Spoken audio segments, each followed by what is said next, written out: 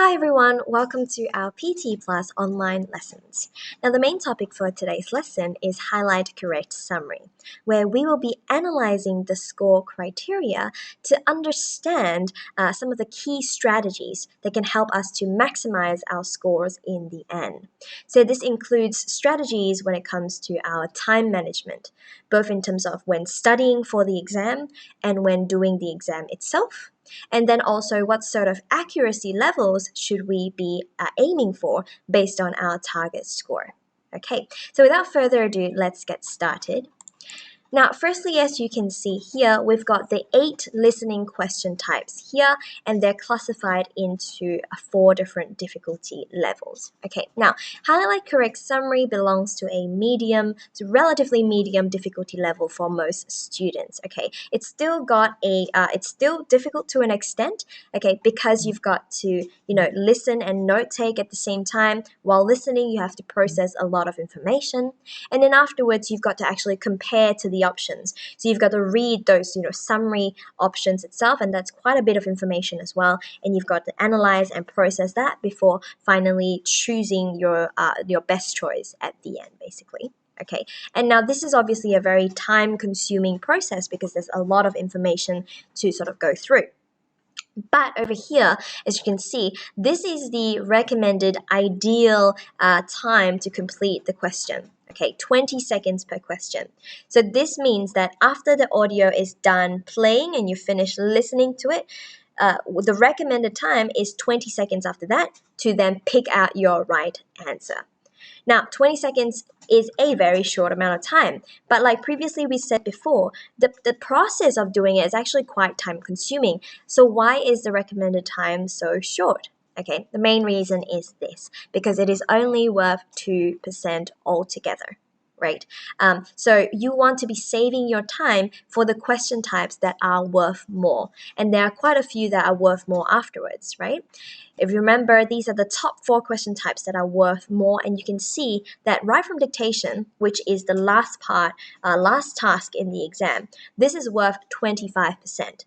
So if you are using all your time up over here, too much time up over here to get that 2%, you are going to not have enough time to be able to grab this 25%. And keep in mind the huge difference as well.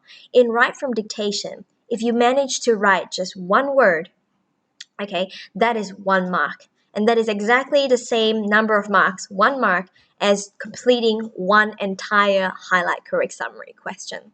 So that's why we're recommending that 20 seconds. Of course, that's a very tight recommendation of 20 seconds per question, okay, after the audio is done playing.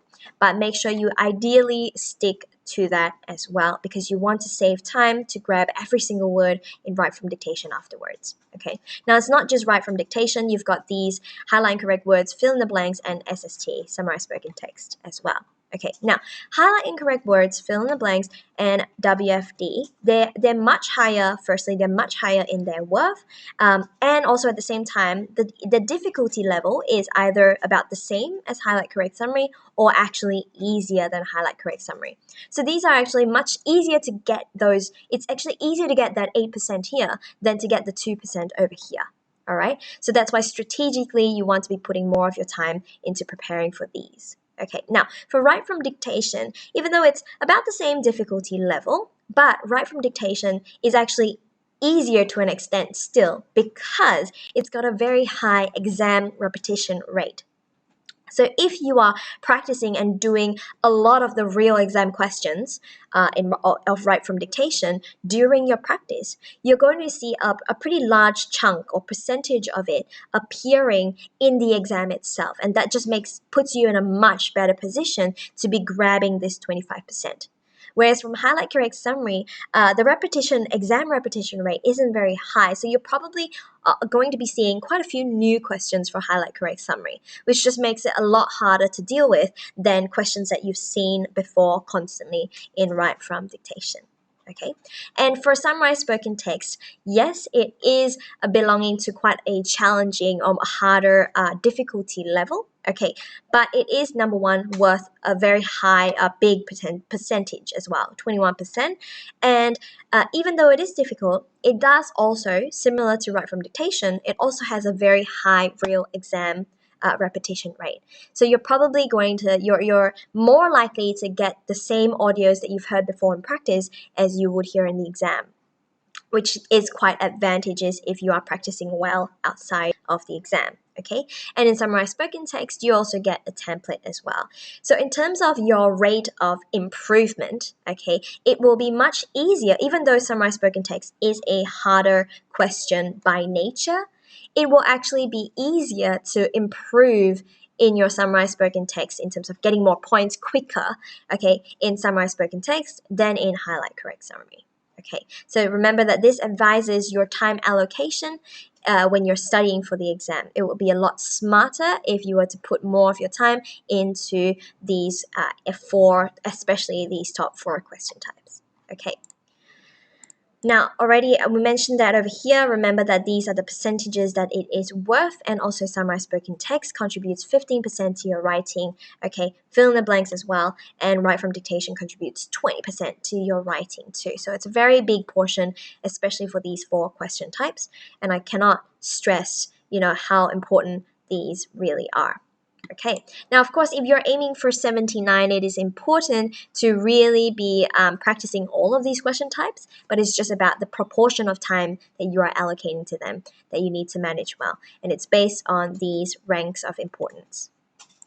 Okay, now the other thing also, a quick tip, is that highlight correct summary and select summarized spoken text, they both require very similar skills, right? In summarized spoken text, you will hear an audio recording, you'll need to listen to it, and then you'll need to write a 50 to 70 words summary on what you heard. In highlight correct summary, you will also hear a recording, but instead of writing a summary, you'll just need to read and select a summary that best matches the recording. Okay, so both of them require you to basically listen, understand, take notes from a lecture essentially, and you either choose from options after you take notes, or you write a summary on your own for summarized spoken text. Which is why summarized spoken text is more difficult as well, because apart from writing notes, you do need to start writing a full piece, whereas for highlight correct summary, you don't have to write it yourself, you can just pick the one that looks the best. Okay, so but in terms of listening and understanding, they require similar skills. So our recommendation here and the quick tip here is start training from summarized spoken text first, because they require similar skills, but summarized spoken text is worth so much more. So if you're spending more of your time on summarized spoken text, okay, and getting used to the writing template as well, you're actually already partly training your highlight correct summary skills anyway when it comes to listening. Okay, and summarized spoken text, remember, it's worth about 20 to 25% on average, which is basically 10 times more than highlight correct summary of about 2%. Cool.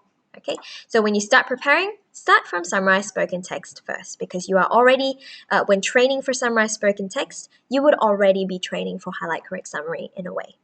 Okay. Now, the second thing is, as we mentioned before, what our time strategy was and what is our accuracy aims, okay? Remember that the audio can go from 30 to 90 seconds. It can be quite a long passage, or it can be, a relatively short, quick one as well. The recommended time, as we mentioned before, is after the prompt finishes, after listening to the entire audio, we recommend 20 to 40 seconds afterwards to finally pick your answer and then move on. If you can stick to the 20 seconds recommended time, of course, that would be most ideal, because that means that you're saving more time or leaving more time for, highlight correct words and write from dictation, especially at the end, which are worth so much more. Okay, you can go all the way up to 40 seconds at most, but really don't go past that. Stick quite tightly to this, because in write from dictation, as we said before, one word that you write out in write from dictation is going to be worth the exact same as doing one whole highlight correct summary question. Okay, now in terms of our target accuracy, okay, obviously in any question type, you want to be trying to aim to score as high as possible. Okay, but this is basically the target or the average percentage accuracy that you want to be able to achieve in order to maximize the chances of you getting a 79. Okay, now let me give you an example over here, okay, because this actually requires you to achieve some things as well.